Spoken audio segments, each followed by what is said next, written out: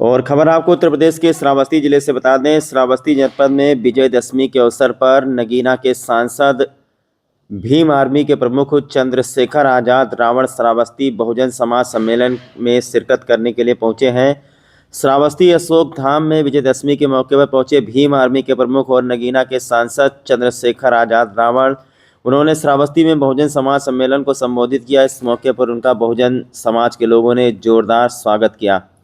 आपको बता दें कि उत्तर प्रदेश के श्रावस्ती जनपद में कटरा में अशोक धाम में विजयदशमी के मौके पर पहुंचे भीम आर्मी के प्रमुख और नगीना क्षेत्र के सांसद चंद्रशेखर आजाद रावण का बहुजन समाज के लोगों ने जोरदार स्वागत किया। उन्होंने बहुजन समाज सम्मेलन को संबोधित करते हुए कहा कि देश में जल्द ही पूर्ण रूप से संविधान लागू होगा, जिसके बाद देश की परिस्थिति बदलेगी।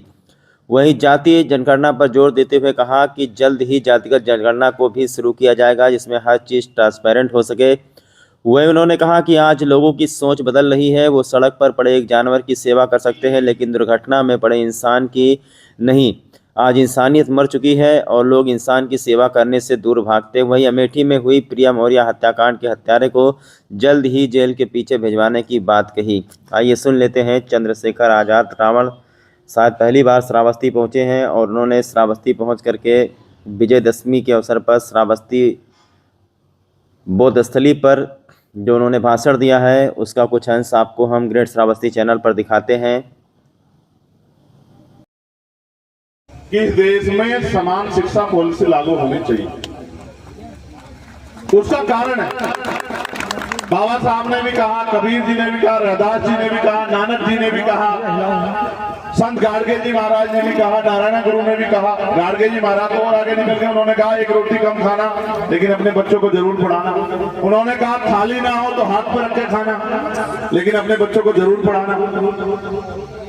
तो इस देश में जब से कमजोर वर्गों के लोगों ने शिक्षा प्राप्त करनी शुरू की है, गरीबों ने शिक्षा प्राप्त करनी शुरू की है, तो मिली जुली सरकारों में जो केंद्र में बैठी है, ये इनसे पहले वाली, उन्होंने देश में सबसे बड़ा काम ये किया कि प्राइवेट सेक्टर को इतना मजबूत कर दिया शिक्षा के मामले में कि आज सफेद पत्थरों जैसे जो है बड़े बड़े कॉलेज बने हुए हैं, जिनमें गरीब का बच्चा उसको दूर से देख तो सकता है लेकिन घुस नहीं सकता। और फिर आईसीएससी बोर्ड बना दिया, सीबीएसई बोर्ड बना दिया, और भी कोई एक आधा बोर्ड बन जाएगा। एक तरफ सरकारी स्कूल में उत्तर प्रदेश की जो माध्यमिक शिक्षा, प्राइमरी शिक्षा, और दूसरी तरफ सीबीएसई आईसीएसई। अब इनका कंपैरिजन करके देखो, सीबीएसई के कक्षा 5 का और यूपी बोर्ड के कक्षा 10 के बच्चे का अंग्रेजी के विषय पे कंपैरिजन करके देखो, आपको पता लग जाएगा। अगर जमीन आसमान का अंतर ना हुआ तो आप मुझे बताना। और कहते हैं कि हिंदी हमारी मातृभाषा है, पता नहीं कितनी बड़ी बड़ी बातें करते हैं, लेकिन अपने यहाँ चाहे वो कोर्ट का मामला हो, चाहे और कई सब्जेक्ट हो, सब में जो है अंग्रेजी को बराबर तौर पे जो है अहमियत दी जाती है और अंग्रेजी का सम्मान किया जाता है। और कोई अंग्रेजी में 4 बात कह दे तो सामने वाले का मनोबल गिर जाता है, जिसमें हिंदी आती है। वो सोचता है कि ये बहुत अंग्रेजी में बात करे तो बहुत विद्वान है। आप सोचो, वो दुनिया में जहां अंग्रेजी जिनकी जो है मातृभाषा है, वो तो अंग्रेजी में बोलते हैं, तो इसका मतलब वो बहुत ज्ञानी होंगे। हमारी मातृभाषा यहाँ हिंदी है, और जहां से मैं आया हूँ पश्चिम से, हम तो ठेठ बोलते हैं। हमारे शब्द तो ऐसे सुन के आदमी सोच में पड़ जाता है कि क्या कहा इन्होंने। जैसे हमारा एक शब्द है किक्कर, इक्कर और किक्कर, और मैं शब्द लगा 90% लोग नहीं जान पाएंगे इक्कर और किक्कर का मतलब क्या होता है। जैसे आप कहें कैसे कर दिया, किसी काम के लिए पूछते ना कैसे किया, हमारे यहाँ कहते किक्कर कर दिया, किक्कर किया। तो आप बहुत सारे लोग जो नहीं समझते कहेंगे भाई किक्कर क्या होता है, समझ रहे हो। तो मेरा कहना ये है आपको कि देश में समान एजुकेशन पॉलिसी लागू होनी चाहिए। कैसे कि चाहे वो किसान का बेटा हो, चाहे वो 4th क्लास के कर्मचारी का बेटा हो, चाहे वो मजदूर का बेटा हो, चाहे वो किसी जाति धर्म का हो, और चाहे वो प्रधानमंत्री का बेटा हो, राष्ट्रपति का बेटा हो, मुख्यमंत्री का बेटा हो, राज्यपाल का बेटा हो, कैबिनेट मंत्री का बेटा हो, प्रमुख सचिव का बेटा हो, मुख्य सचिव का बेटा हो, सेक्रेटरी का हो, अंडर सेक्रेटरी का हो, या डीएम का हो, एसएसपी का हो, सीओ का हो, दरोगा का हो, कानूनों का हो, तहसीलदार का हो, पटवारी का हो, सेक्रेटरी का हो, ईओ का हो, गांव के सरपंच का हो, या फोर्थ क्लास के सफाई कर्मचारी का, सबके बच्चों को सरकारी स्कूलों में पढ़ाना चाहिए। जिस दिन ये देश में लागू हो गया तो ना तो जेब कटेगी इतनी ये महंगी शिक्षा के कारण, और ना ही सरकारी स्कूलों में शिक्षा की कमी रहेगी। मास्टर भी टाइम पर मिलेगा, बिल्डिंग भी अच्छी होगी, माहौल भी अच्छा रहेगा और पढ़ाई भी बहुत अच्छी होगी। लेकिन जब तक ये नहीं होता तब तक उत्तर प्रदेश तो राम भरोसे चली रहा।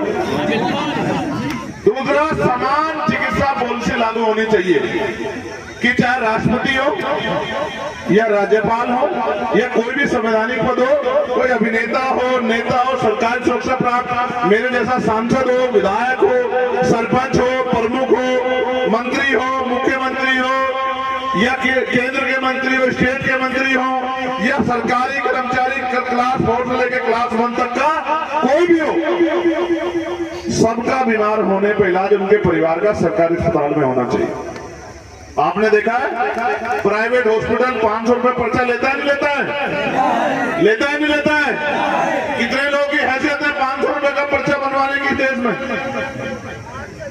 जिस देश में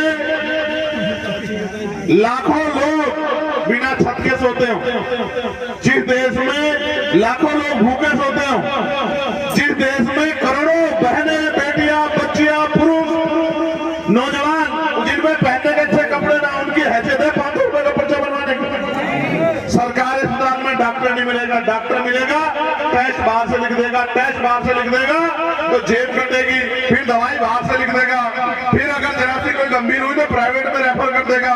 इस व्यवस्था में जितना पैसा होता है वो सब तो यहाँ लग जाता, फिर कर्ज लो, उधार लो, उधार को उतारते रहो साहूकार के। तो मेरा ये कहना है, जब एक बेड पे डीएम साहब लेते होंगे बीमार होने पे, वहीं एसएसपी साहब लेते होंगे, बराबर में मंत्री जी लेते होंगे, और मेरे जैसे किसान परिवार का कोई आदमी लेता होगा, मजदूर परिवार का, तो इलाज तो फिर प्रॉपर मिलेगा नहीं मिलेगा? सारी मशीनरी भी होंगी, सारे टेस्ट भी वही होंगे, डॉक्टर भी टाइम पे मिलेगा, प्राइवेट क्लिनिक में नहीं मिलेगा, और समय समय पे जो बिल्डिंग है सब चीजों का व्यवस्था सही रहेगी। कब? जब अमीरों का इलाज, पूंजीपतियों का इलाज, पैसे वालों का इलाज सरकारी अस्पताल में होगा। अगर ये नहीं हुआ, देखो कानून बनते हैं पार्लियामेंट में और असेंबली में। मैं उदाहरण के तौर पे बताता हूं, मैंने 29 जुलाई को पार्लियामेंट में आवाज उठाई, आपने सुना होगा कि देश में न्यूनतम वेतन कम से कम 700 रुपए होना चाहिए। अगर आप वास्तविकता में तैयार हो जाओ तो ये देश वास्तविकता में सम्राट अशोक के सपनों का देश बनेगा। ये देश वास्तविकता में सोने की चिड़िया बनेगा। कई काम ऐसे जो होने हैं वो समय समय पर होंगे। मैं श्रावस्ती के साथियों का इतना प्यार देने पर बहुत बहुत धन्यवाद करता हूँ। एक वचन संकल्प के तौर पर यहाँ से आपको कहना चाहता हूँ कि जब तक जीवन रहेगा तब तक पूरी ईमानदारी से अपने सभी महान पुरुषों के मूवमेंट को चलाने के लिए और बहुजन भाईचारे को मजबूत करके बहुजन समाज को पैरों पर खड़ा करने के लिए जी जान लगा देंगे, किसी भी कीमत पर झुकेंगे नहीं। कि जिस दिन संविधान पूर्ण रूप से लागू हो जाएगा और संविधान सम्मत देश चलेगा, और इस देश में जिस तरह संविधान कहता है कि ना धर्म के आधार पे, ना जाति के आधार पे, ना स्थान के आधार पे, ना लिंग के आधार पे, ना ही भाषा के आधार पे कोई गैर बराबरी नहीं रहेगी, कोई छोटा बड़ा नहीं होगा, कोई ऊंचा नीचा नहीं रहेगा, कोई किसी का अपमान नहीं कर सकता है। जिस दिन ये पूर्ण रूप से लागू हो जाएगा और सब लोग भारतीय हो जाएंगे। क्या हो जाएंगे? क्या हो जाएंगे? क्या हो जाएंगे? जिस दिन सब लोग भारतीय हो जाएंगे और अपने आप को गौरवान्वित महसूस करेंगे भारतीय कहने में, उस दिन शायद देश की परिस्थितियां बड़े पैमाने पर आपको वचन देता हूं। हालांकि आप जानते हैं कि मैं हरियाणा चुनाव में व्यस्त था। प्रिया मौर्य की हत्यारे, मैं इस मंच से वचन दे कहता हूं, वो सब जेल में जाएंगे, कोई नहीं बचा सकता, चाहे कितने जोड़ है। और अगर जाके आंदोलन करना पड़ा तो भी इससे पीछे नहीं हटेंगे। मेरी बात को आप याद रखना।